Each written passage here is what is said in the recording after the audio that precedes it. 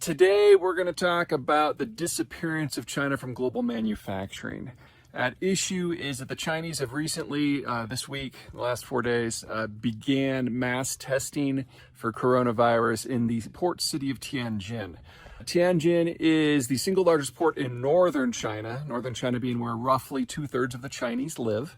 It is a import-export port that focuses on the importing of bulk commodities such as foodstuffs, oil, ores, that sort of thing. Northern China is a little bit different from southern China. The southern China city-states, in effect, are all export entrepôts and hubs, whereas in northern China, because more people live there, a lot of the manufacturing is for domestic consumption, so they have to bring in raw materials from elsewhere. That doesn't make Tianjin more or less important than other places, say Shanghai or Guangzhou. It just makes it a different kind of important. Now, what's going on is that the Chinese are testing food supplies specifically, and that's how you know that they're getting ready to lay some blame, because there's no country in the world that thinks you can import COVID on, say, frozen meat, except for the Chinese. There can be infections on the packaging, that's certainly true, but we know after 2 years of COVID that the only way that you might then be able to get COVID is if you shred the materials and then snort them. You can't get COVID from a surface. But this is what they're preparing for. And anytime you do mass testing like they're doing in Tianjin now, you are going to find cases of Omicron, because it is the most infectious disease we have ever dealt with. Now, if Tianjin goes into lockdown, as seems increasingly likely, that will mean that Tianjin and Beijing are in lockdown in the north, Shanghai in the center, and Guangzhou in the south. And that also means that the three biggest transport and manufacturing hubs in the country, again, Tianjin, Guangzhou, and Shanghai, would all be in lockdown of some degree all at the same time. So we are looking at the majority of Chinese manufacturing, for all intents and purposes, being inaccessible to the wider world or even to the internal Chinese system. Now, I've been telling my clients for quite some time that it was only a matter of issue as to how the American-Chinese relationship imploded. Could be Trump, could be Biden, could be energy, could be food, could be security, could be trade, could be ethics, could be genocide. You know, it's a long list. But it appears that COVID ultimately is the one that is winning out. The Chinese vaccine does not work against COVID, and the Chinese have spent the last 2 years lambasting the world and lying in the propaganda that they are the only country that has even remotely dealt well with COVID, and they've specifically parroted a lot of the crazy theories out there about the Western vaccines, that they make you magnetic or they make you infertile or whatever else.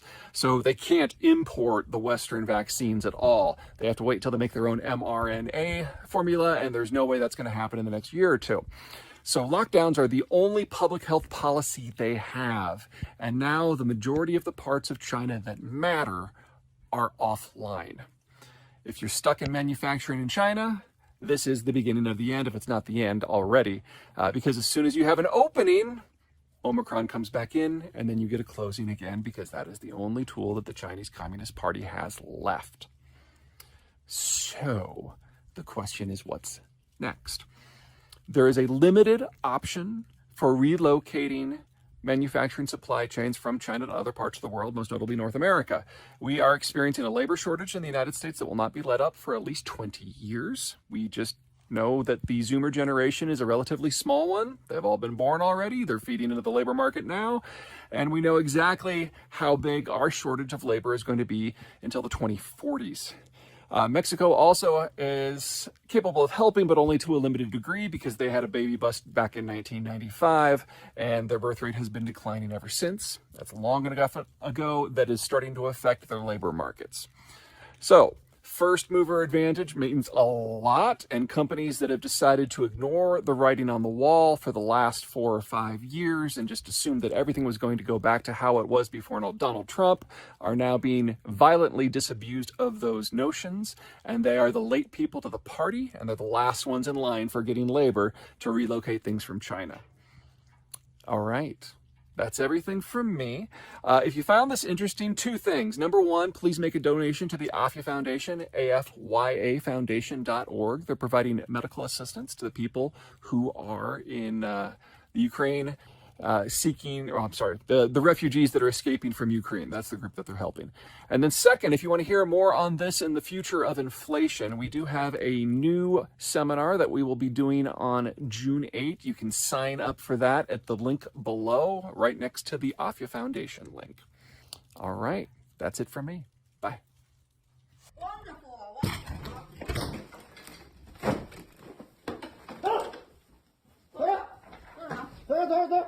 When we talk about the zero COVID strategy, we don't think that it's sustainable considering the behavior of the virus now and what we anticipate in the future.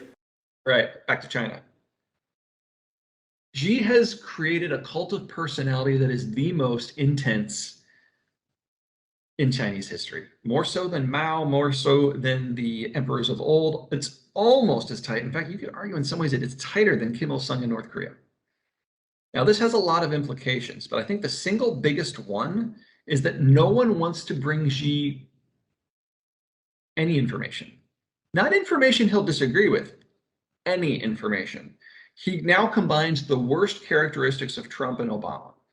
Obama was famous for not wanting to talk to people. You could only come into the White House to speak with him if you were bringing something that he agreed with, and you had 90 seconds to say it, then you had to get out. Trump, he'd talk to anyone, but not necessarily about what the topic of the day happened to be. She's both of those, but like taken to absurd extremes. And he has now exiled or executed or intimidated into silence everyone in the PRC that is capable of independent thought. One of the big concerns I have right now in this Ukraine war situation is that Xi literally does not know what's going on in his own country. And he no longer has a brain trust of people that he can put in a room and give them a bunch of beer and coffee and tell them to come up with a backup plan, because that brain trust no longer exists. It's just him. Now, we've got a couple of interesting crises that are building with everything else we've got going on. The first is COVID. The Chinese vaccine, when it came out in 2021, was 55% effective at preventing death versus the original wild strain out of Wuhan. And they have not been able to improve on the vaccine since then. Compare that to Moderna and Pfizer that were 98% effective at preventing infection versus that original strain.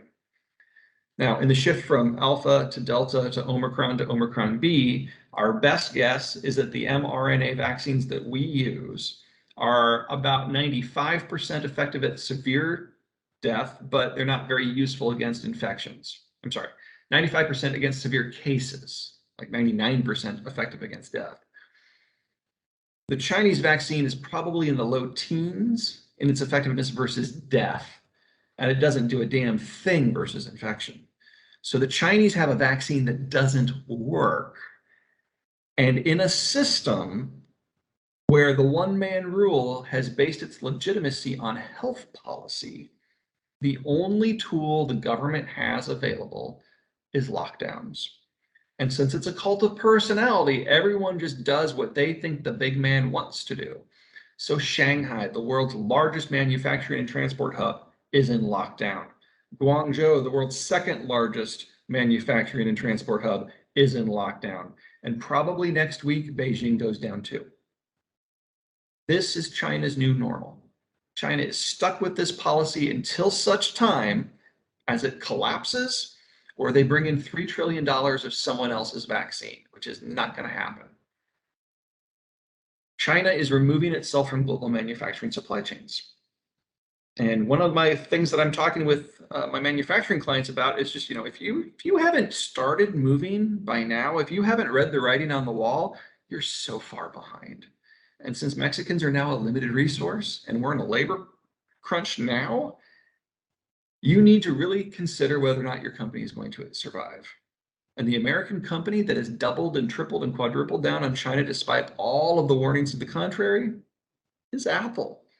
So if you have an iPhone, I hope you like it. There's probably not going to be another one for several years. Third, food. That's about the only remaining pillar of support that the Chinese have since their health policy is now disintegrating around them. About 3 years ago, the Chinese got hit with something called African swine fever, which is like Ebola, but for pigs.